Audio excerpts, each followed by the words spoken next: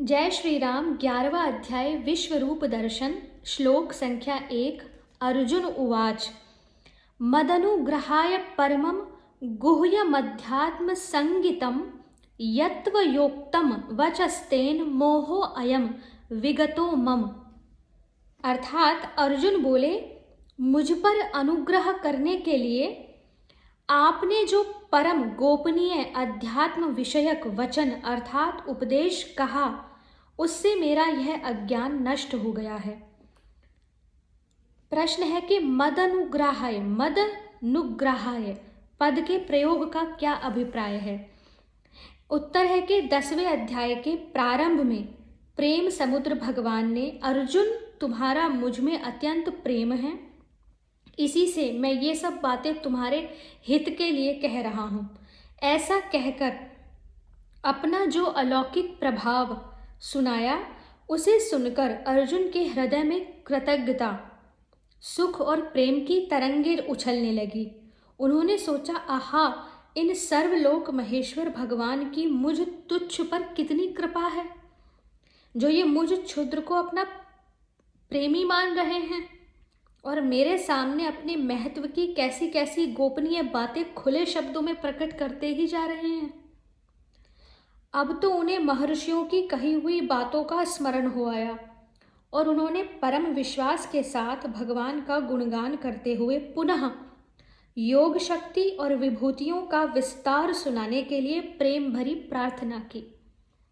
भगवान ने प्रार्थना सुनी और अपनी विभूतियों तथा योग का संक्षिप्त वर्णन सुनाया। अर्जुन के हृदय पर भगवत कृपा की मोहर लग गई। वे भगवत कृपा के अपूर्व दर्शन कर आनंद मुग्ध हो गए।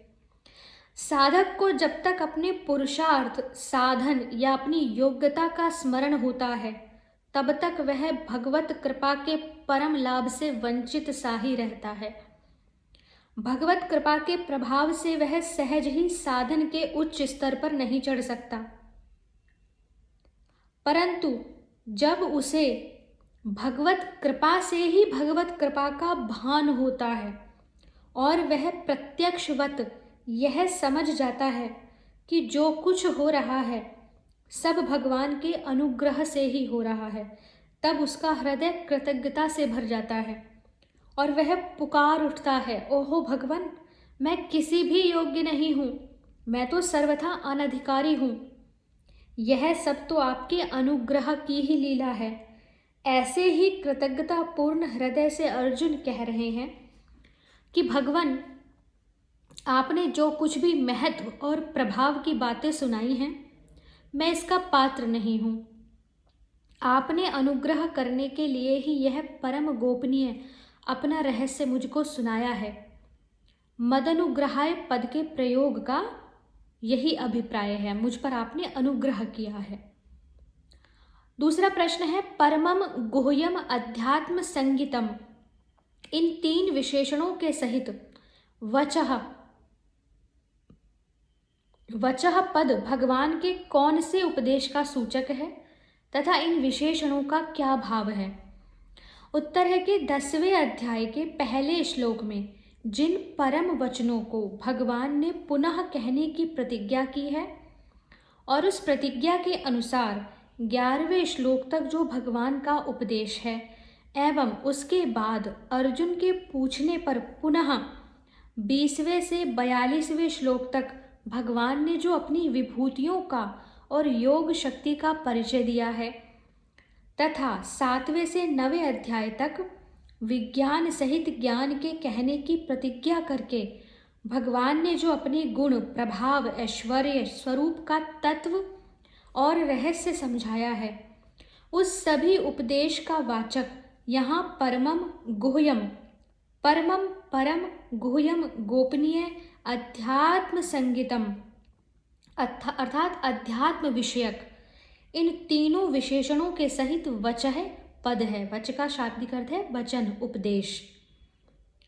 जिन जिन प्रकरणों में भगवान ने अपने गुण, प्रभाव, तत्व का निरूपण करके अर्जुन को अपनी शरण में आने के लिए प्रेरणा की है और स्पष्ट रूप से यह बतलाया है कि मैं श्री कृष्ण जो तुम्हारे सामने विराजित हूँ, वही समस्त जगत का कर्ता हर्ता निर्गुण सगुण निराकार साकार मायातीत सर्वशक्तिमान सर्वाधार परमेश्वर हूँ। उन प्रकरणों को भगवान ने स्वयं परम गुह्य बतलाया है। अतएव यहाँ उन्हीं विशेषणों का अनुवाद करके अर्जुन यह भाव दिखलाते हैं कि आपका यह उपदेश अवश्य ही परम गोपनीय है। प्रश्न है यहाँ अयम विशेषण के सहित मोह पद अर्जुन के किस मोह का वाचक है और उपयुक्त उपदेश के द्वारा उसका नाश हो जाना क्या है? उत्तर है कि अर्जुन जो भगवान के गुण प्रभाव ऐश्वर्य और स्वरूप को पूर्ण रूप से नहीं जानते, यही उनका मोह था। अब उपयुक्त उपदेश के द्वारा भगवान के गुण प्रभाव ऐश्वर्य रहस्य और स्वरूप को कुछ समझकर वे जो यह जान गए हैं कि श्री कृष्ण ही साक्षात परमेश्वर हैं, यही उनके मोह का नष्ट होना है। श्लोक संख्या 2। भवाप्ययो हि भूतानां श्रुतो विस्तरशो मया त्वत्तः कमलपत्राक्ष महात्म्यमपि चाव्ययम्। भवाप्ययो हि भूतानां श्रुतो विस्तरशः मया त्वत्तः कमलपत्राक्ष महात्म्यम अपि च अव्ययम्। अव्ययम का शाब्दिक अर्थ है अविनाशी, अव्यय, जिसका व्यय न हो, विनाश न हो। तो इसका भावार्थ है, क्योंकि हे कमल नेत्र, मैंने आपसे भूतों की उत्पत्ति और प्रलय विस्तार पूर्वक सुने हैं तथा आपकी अविनाशी महिमा भी सुनी है।